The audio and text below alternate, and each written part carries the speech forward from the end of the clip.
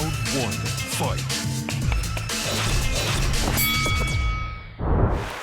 안녕하세요. 박종훈의 경제한방입니다. 최근 들어서 전 세계 부동산 시장이 정말 요동치다시피 하고 있는데요. 과연 앞으로 부동산 시장 전망 어떻게 봐야 될지 김영익 서강대 경제대학원 교수님과 함께 알아보도록 하겠습니다. 안녕하세요. 네. 안녕하십니까.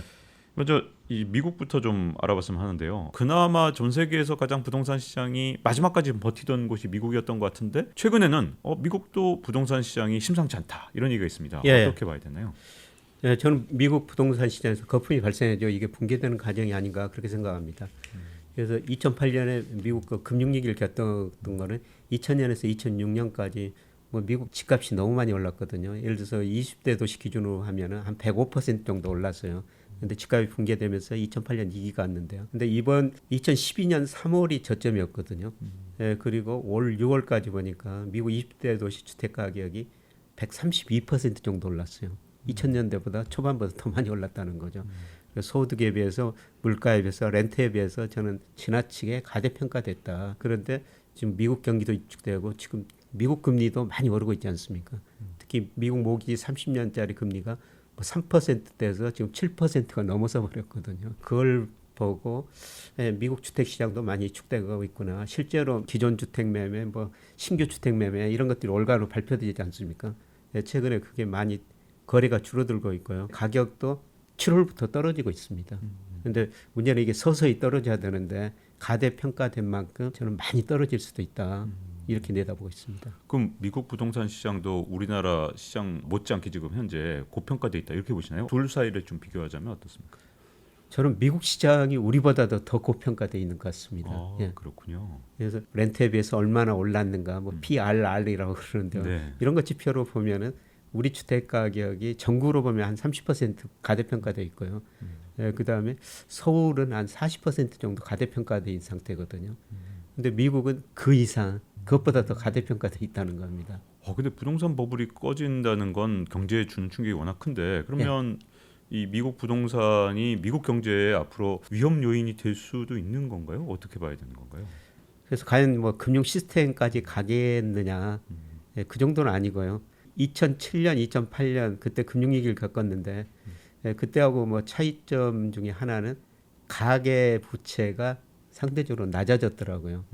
그러니까 가처분 소득에서 가계 부채가 2007년 그 금융위기 전에는 한 130%가 넘었어요.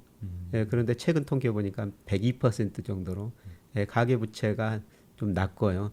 예, 그다음에 그때 당시 그 가계 원리금 상환 부담 비율 가처분 소득에서 이자 부담 뭐 이런 게 한 13% 갔는데요. 최근에 9% 좀 넘어서고 있거든요. 이런 측면에서 보면은 뭐 부동산 가격이 하락하더라도 2008년 충격 그 정도는 아니라고 생각하는데요. 그런데 어떻게 다른 생각에서 측면에서 보면은 뭐 2000년에 미국에서 주시장 거품 붕괴됐죠. 2007년에는 부동산 시장 거품이 붕괴됐죠. 예, 그런데 지금 주시장에서는 거품이 발생해서 붕괴되는 과정이고요. 예, 그다음에 주택 가격과도 거품이 붕괴되면은 미국 소비가 많이 위축될 것 같습니다. 그래서 흔히들 역의 부의 효과라고 그러지 않습니까? 예, 주가보다는 미국이나 우리나라나 집값이 소비에 미치는 영향이 더 크거든요. 그래서 이미 주가가 떨어진 상태에서 집값마저 떨어지면은 미국 소비가 많이 위축될 가능성이 높습니다. 그래서 이런 거 보면은 미국 경제가 뭐 내년 상반기부터 마이너스 성장에 들어가면서 침체에 빠질 것이다. 뭐 그 정도가 어느 정도인지 이거는 좀 지켜봐야 될 것 같습니다만은. 그런데 뭐 2008년, 2020년은 미국 경제가 급격한 위기에 성장률이 크게 마이너스 됐다가 과감한 재정 통화 정책으로 위기를 빨리 극복했었거든요. 그런데 지금 정부 부채가 GDP 대비 130% 근처고 그다음에 내년 하반기로 할수록 물가 상승률 높지만 그래도 높은 수준이기 때문에 금리를 인하할 수 없고 예, 이런 측면에서 보면은 이 침체에 빠지고 다시 회복되는 데는 속도가 굉장히 느리고요. 좀 오래 갈 것 같습니다. 네. 자 그러면 이렇게 미국뿐만 아니라 지금 현재 전 세계 시장 부동산 시장이 다 지금 하향 안정화 내지는 어쨌든 하락을 시작한 상황. 이게 우리나라만의 상황은 아닌 것 같은데요. 그러면 이제 우리나라로 돌아와서 우리나라 부동산 시장 뭐 갑자기 급매로 결여됐다 그러면 막 몇 억씩 빠지는 이 현상 도대체 언제까지 어떻게 지속될 거라고 보시나요? 저는 뭐 사이클을 구해보면 한 최소한 3년 정도는 하락 사이클이 지속될 것이다. 이렇게 보고 있고요. 좀 뭐 그림에서 뭐 부동산 가격 장기 추세를 그려놨으면 이제 꺾이고 있거든요. 네. 이제 초기라고 보고 있고요. 예, 집값을 결정하는 가장 중요한 요소가 금리, 대출 금액, 경기거든요. 네. 예, 그동안 금리가 많이 올랐죠. 예, 그다음에 대출 좀 축소되고 있죠. 근데 앞으로 저는 문제가 경기라고 보고 있거든요. 예, 단기적으로는 우리 집값에 영향을 미치는 게 금리인데요. 집값을 결정하는 분산분해 같은 거 이런 거 구해보면 6개월, 12개월 이렇게 흐르갈수록 경기가 더 많은 영향을 미쳐요. 특히 그 동행지수 순환 변동치 이게 현재 경기를 나타내는 대표적인 지표입니다만은 이게 이제 꺾이고 있다는 거죠. 이게 이제 한번 꺾이면요. 지난 거 11번 순환에서 보면은 평균 19개월 깎았거든요. 그러니까 앞으로 경기가 나빠지면서 초기에는 지금 금리가 오르면서 집값이 꺾이고 있습니다만은 앞으로 경기가 나빠지면서 집값이 하락 추세가 지속될 거라는 겁니다. 3년 이상이면 사실은 지금 최근에 집을 사신 분들 입장에서는 굉장히 큰 타격일 수도 있을 것 같은데 혹시 금리 인상을 미국에서 우리가 이제 지난 편에서 알아본 것처럼 좀 조기에 멈출 수도 있는 거잖아요. 예. 그러면 혹시 집값에는 어떤 영향을 미치게 될까요? 그럼 그럼에도 불구하고 집값은 안정화되지 않을 수도 있는 건가요? 예. 뭐 앞으로 제가 금리는 떨어질 수 있다. 올 연말 혹은 내년가 떨어질 수 있다 이런 말씀을 드렸습니다만은 뭐 금리가 떨어지면 또 논쟁이 아마 있을 것 같습니다. 네. 예, 금리가 떨어지는데 다시 그 자산 가격이 오르지 않느냐 이런 논쟁이 있는데요. 뭐 늘 논쟁의 대상이 되지만 자산 가격을 결정하는 것은 금리하고 경기거든요. 예, 금리는 떨어지는데 금리가 떨어진다는 것은 저는 그만큼 경기가 나빠진다. 그래서 예를 들어 가지고 일본의 그 장기 불황 우리가 뭐 일본 미국이 일본 측으로 가지는 않을 텐데요. 일본이 그 90년대 장기 불황에 빠지면서 금리는 떨어졌는데 주가도 떨어지고 집값도 떨어졌거든요. 네. 물론 우리가 이론적으로 보면은 금리하고 주가나 집값은 역의 상관관계가 나야 되죠. 예, 그런데 둘 다다가 같이 움직였어요. 예, 그거는 자산가를 결정하는 금리보다는 경기가 더 중요하다는 겁니다. 예, 그래서 경기가 좋아질 것 같으면은 주가도 오르고 금리도 올랐는데 또 경기가 나빠지니까 집값하고 뭐 주가, 금리가 같이 떨어졌거든요. 저는 내년에는 금리보다는 자산 가격을 결정하는 게 경기일 것이다. 예, 그런데 미국이나 우리나라 내년 경기가 안 좋다는 겁니다. 네. 예, 그래서 금리가 떨어지더라도 뭐 집값이 오르기는 쉽지 않아 보입니다. 네. 최근에 이제 정부에서 정책 변화를 보았더니 이제는 약간 부양책 쪽으로 자꾸만 보여집니다. 예. 그래서 이런 어떤 정부의 부양책 기조로의 전환이 계속될 건지 그렇게 되면 집값은 또 어떻게 되는 건지가 궁금해지거든요. 뭐 지난주에 비상 경제 민생 뭐 네, 회의인가요? 그걸 해가지고 주로 뭐 부동산 관련 이야기를 좀 많이 했더라고요. 네. 그래서 내용을 보니까 뭐 무주택자, 그다음 일가구 주택자, 뭐 15억까지는 예, 담보대출 뭐 네. 예, 그거를 올리겠다. 뭐 여러 가지 좀 대책을 내놨는데요. 예, 그런데 그 이후로 뭐 각종 부동산 관련 언론 기사나 그다음에 시장 참여자들 이야기 들으니까 예, 그냥 한마디로 시큰둥 원발에 오줌 넣기다 뭐 네. 이런 반응까지 나오더라고요. 예, 그런데 저는 이 정도까지는 추세를 돌리기는 굉장히 힘들다고 보고 있거든요. 앞서 말씀드렸습니다만 집값을 결정하는 게 금리 그다음에 대출 경기예요. 이런 것들로 지금 수요가 위축되는데 수요가 정부 대책 이런 대책으로 증가할 수는 없다는 것이죠. 예, 그런데 그 KB 국민은행에서 주택 매수 지수 이런 걸 발표하더라고요. 이렇게 주간으로 발표하는데 최근 발표치 보니까 16.1로요. 이게 100이 넘었을 때 매수자가 매도자보다 많다는 의미입니다. 예, 그런데 가장 최근 통계 보니까 16.1이에요. 그게 무슨 의미냐면은 그 지수를 주간으로 2003년부터 작성하는데요. 역사상 최저치더라고요. 예, 그만큼 심리가 위축됐다는 거죠. 그런데 정부에서 이런 찔끔찔끔 이런 대책으로는 방향을 바꿀 수가 없다는 것입니다. 앞으로 저는 더 많은 규제가 나오리라고 보고 있는데요. 규제 완화가. 예, 예, 규제 하나가 나오리라고 보는데 그 규제 하나가 이런 거 추세를 바꿀 수는 없다. 예를 들어서 지난 정부에 정말 많은 규제를 내놨지 않습니까? 네. 예, 그래도 집값은 계속 올랐거든요. 이 집값 추세는 정부 정책으로 저는 방향은 바꿀 수가 없다. 그 방향을 결정하는 게 금리, 대출, 뭐 경기지. 정부 정책은 뭐 정도만 좀 조절할 수 있다고 보고 있습니다. 네. 자 그러면 올해하고 내년하고 비교해서 좀 이제 시간이 갈수록 집값 하락폭은 더 커질까요? 어떤 식으로 움직이게 될까요? 예, 저는 뭐 커지리라고 보고 있습니다. 지금은 주변 도시 쪽에서 지금 많이 하락하고요. 이게 결국은 서울 강남 핵심지까지 와야지 하락세가 마무리됐지 않느냐 이렇게 보고 있습니다. 그래서 제가 저 2010년 뭐 그 무렵에 뭐 여의도 한 아파트에서 전세 살았는데요. 네. 그때 제가 전세 살면서 정말 걱정했던 게 혹시라도 그 아파트 가격이 전세 가격이 밑으로 떨어져가지고 제가 전세금을 돌려받지 못할까.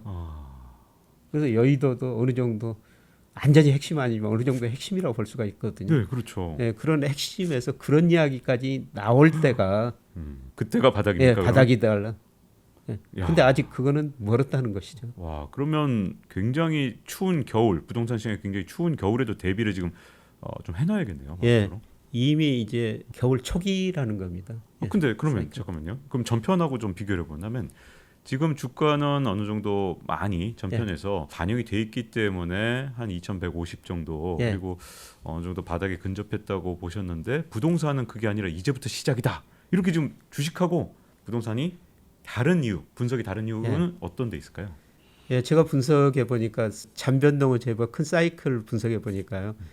코스피 순환이 집값 순환에 비해서 한 12개월 정도 선행합니다.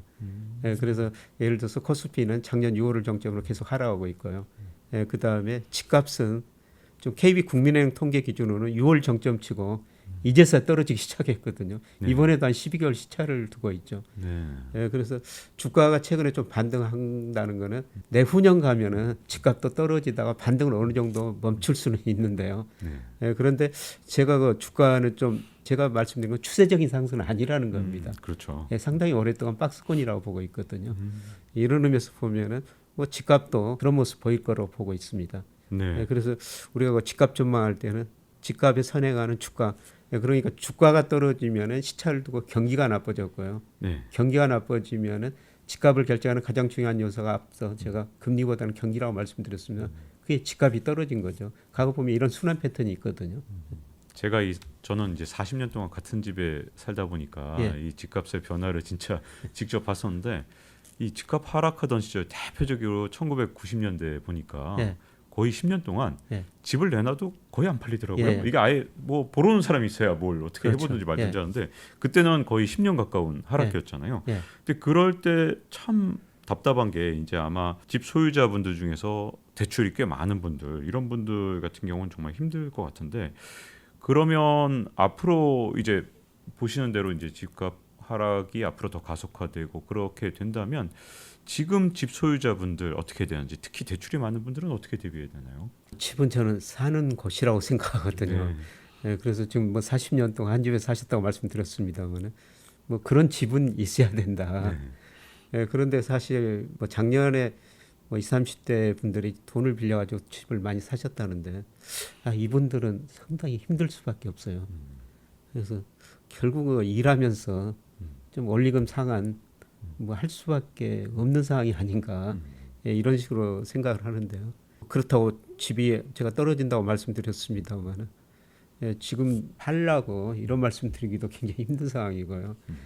그다음에 제가 최근에 가장 고민하는 거는 저희 애들이 아직 집이 없거든요. 하나는 결혼을 했는데 집이 없어요. 그래서 집 언제 사느냐고 물어봤는데요. 그래서 심각하게 지금 고민하고 있는데 제가 아무리 경제 지표를 봐더라도 지금 당장 집을 살 필요는 없는 것 같아가지고 조금 더 기다려보자 이렇게 하고 있는데 물론 또 제 생각이 틀려가지고 집값이 올라와 버리면은 그 애들한테는 더 힘들죠. 그런데 지금 여러 가지 경제 상황, 경제 지표 이렇게 고려하면은 뭐 집 추세 자체 추세도 구해 보면은 이 하락 사이클 이거는 뭐 앞으로 최소한 3년은 지속될 것 같습니다. 그런데 이렇게 집값이 떨어졌을 때 앞서 말씀드린 뭐 젊은 분들, 돈 빌려 집 사신 분들 이런 분들은 좀 상당히 힘든 시기가 되고요. 이거는 정부가 조금 도와줄 수밖에 없는 것 같아요. 만기를 굉장히 길게 연장하든지. 지금 이분들이 제가 만기를 얼마나 대출 받았는지 모르겠습니다만은 우리나라 지금 은행 만기 최대 기간이 40년 정도 되더라고요. 40년 진짜 엄청나네요, 진짜. 그래서 뭐 젊은 분들은 뭐 그 정도까지 만기를 좀 연장해 주든지 아니면 금리 부담을 조금 낮춰 주든지 뭐 정부 부담 좀 해줘야 될 것 같습니다. 그러면 이제 최소한 3년 이 사실은 최근 들어서 상승만 보던 분들, 특히 이제 MZ 세대가 집을 샀다 이런 경우에는 더 충격이 클 것 같아요. 처음 이런 하락장을 봐서. 그러면 상승은 도대체 언제 다시 오게 되는 건가요? 언제쯤? 상승은 이제 뭐 3년 정도 보고 있는데요. 뭐 그 뒤에 보면 많이 떨어졌다 좀 안정되리라고 보고 있는데 뭐 시간이 좀 많이 걸릴 것 같습니다. 시간이. 예.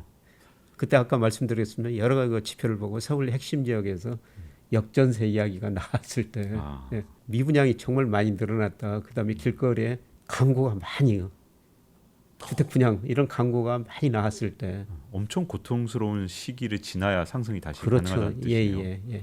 자, 그러면 여기서 궁금한 것 중에 하나가 지금까지 집값 하락장하고 요번에 다르다 이렇게 보시는 분도 있는데 그 이유가 우리나라 이제 인구가 본격적으로 감소하기 시작했고 거기에다가 지금까지 그래도 가구 수라도 계속해서 늘어났는데 이번에 보니까 2020년대 중반 후반으로 가면서 가구 수조차도 줄어들 것이다 이런 전망들이 나오니까 그럼 이제 전체적으로 집에 대한 수요 구조가 완전히 바뀌는 거 아니냐 이렇게 또 보시는 분도 계시더라고요. 이건 어떻게 될까요? 저도 그걸 지금 심각하게 공부하고 여러 가지 데이터를 지금 찾아보면서 뭐 분석하고 있습니다만 사실 우리나라 세계에서 인구 고령화가 제일 빨리 진행되고 있죠. 거기다가 가계 부채 높아가지고요. 그다음에 우리나라 잠재 성장률이 제가 추정해 보니까 지금 2%대에서 1% 후반으로 진입하는 과정이거든요. 이게 소득이 늘어나는 속도가 줄어들 거라는 겁니다. 여기다 박 기자님께서 말씀하신 것처럼 앞으로 몇 년 지나면은 가구 수도 줄어들 거라는 겁니다. 그래서 이런 걸 보면은 그동안 집값이 장기적으로 상승했거든요. 이제 그런 시대가 지나지 않았느냐. 앞으로 그래서 일본이 90년대 들어서 집값 거품이 붕괴되면서 일본 사람들이 그 이전까지 집 사니까 계속 올랐으니까 집을 투자재로 생각했거든요. 그런데 91년, 2년 집값이 폭락하니까 2년 후에는 집은 투자재가 아니라 소비재다. 집은 단순하게 사는 데다. 이렇게 인식이 바뀌었거든요.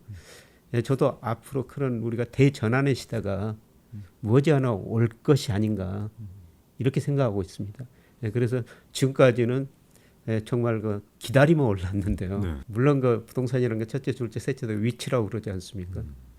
뭐 그런 특별한 지역 빼고는 저는 그런 시대가 앞으로 제가 그 기간은 뭐 정확히 예측할 수 없습니다만 앞으로 올 것이라고 보고 있습니다. 자, 그러면 그 더욱더 지금 사실은 이제 MZ 세대 분들, 젊은 분들 이런 분들이 집을 산 경우에는 더욱더 고민이 정말 많겠는데요. 그리고 거기다 반대로 이제 실수요자 입장에서도 역시 또 고민이 많을 것 같고요. 아직도 집을 안 산 분들도 상당히 이제 MZ 세대 많을 것 같고 이런 분들은 앞으로 대응하기가 더 힘든 시기가 몇 년 동안 오지 않을까 하는 생각인데 어떻게 보시나요? MZ 세대 그동안 뭐 돈 많이 빌려가지고 빚 내신 분들은 열심히 일해서 올리금 갚을 수밖에 없고요. 정부 정책도 어느 정도 그분들 부담을 좀 줄여드릴 것 같고. 그런데 이 실수요자들이 집을 언제 사야 되느냐 이게 이제 가장 큰 문제죠. 아까 제 아이들 딸 이야기했습니다만은 좀 더 기다려보자. 앞으로 2, 3년은 좀 기다려보자. 저는 좀 그렇게 지금 보고 있는데요. 그래서 뭐 제 제자들도 지금 직장 들어가지고 결혼하고 집 사야 됩니까 물어보거든요.